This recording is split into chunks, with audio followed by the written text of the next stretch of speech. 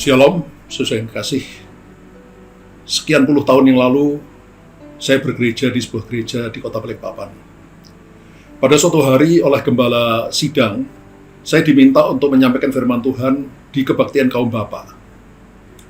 Gereja kami punya sekolah Alkitab, saudara, dan di kebaktian kaum bapak itu ada banyak siswa sekolah Alkitab yang ikut di dalam kebaktian kaum bapak. Waktu itu saya katakan bahwa semua orang, anak-anak Tuhan, itu seharusnya juga menjadi hamba-hamba Tuhan yang melakukan kehendak Tuhan, perintah-perintah Tuhan.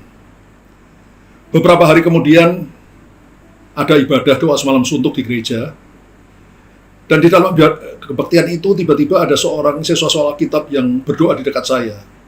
Dia berdoa dengan suara yang keras. Ya Tuhan, ampunilah orang yang sombong ini, yang mengangkat-angkat dirinya menjadi hamba Tuhan. Rupanya khotbah saya itu menimbulkan kegemparan di kalangan siswa sekolah Alkitab. Mereka menganggap yang menjadi hamba Tuhan itu hanya lulusan sekolah Alkitab yang sudah ditahbiskan. Jadi mereka menganggap nih, saya merebut kehormatan mereka sebagai hamba Tuhan. Sehingga mereka marah. Orang awam yang bukan lulusan sekolah Alkitab kok berani-beraninya mengangkat diri menjadi hamba Tuhan.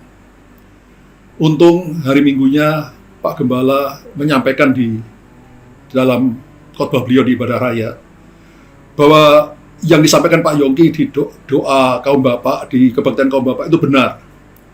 Bahwa orang awam pun yang bukan lulusan sekolah Alkitab itu juga adalah hamba-hamba Tuhan. Lalu beliau memberikan contoh dari Maria Ibu Yesus. Ketika malaikat Gabriel datang kepada Maria dan mengatakan bahwa dia akan mengandung dari Roh Kudus dan melahirkan Yesus, maka Maria berkata, "Aku ini hamba Tuhan. Jadilah padaku seperti yang kau katakan."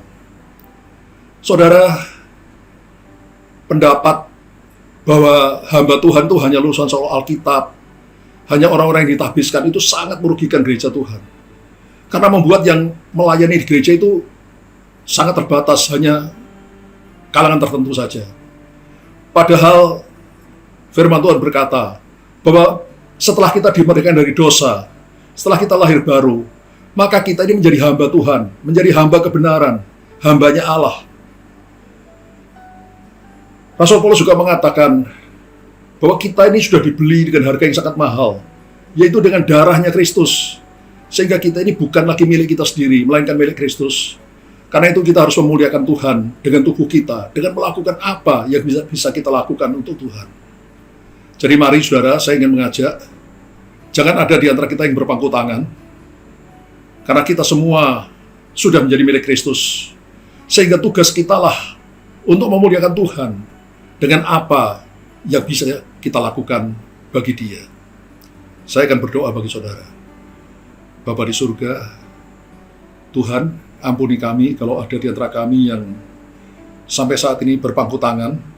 Kami menganggap bahwa melayani Engkau, melalui pekerjaan-Mu, memberitakan Injil, menyelamatkan jiwa-jiwa adalah tugas orang lain, bukan tugas kami. Padahal Engkau sudah membeli kami dengan darah yang sangat mahal, yaitu darah Putra-Mu di kayu salib. Sehingga sekarang kami adalah milik-Mu, dan tugas setiap kamilah untuk melakukan kehendak-Mu, supaya amanat agung-Mu boleh tersebar ke seluruh dunia. Banyak jiwa boleh diselamatkan, banyak jiwa boleh ditolong, banyak jiwa boleh dipulihkan, banyak jiwa boleh dimenangkan. Berikan kami kekuatan, berikan kami urapan, berikan kami kemampuan untuk melakukan kehendak-Mu ya Tuhan. Hanya di dalam nama Tuhan Yesus, kami sudah berdoa dan mengucap syukur. Haleluya. Amin.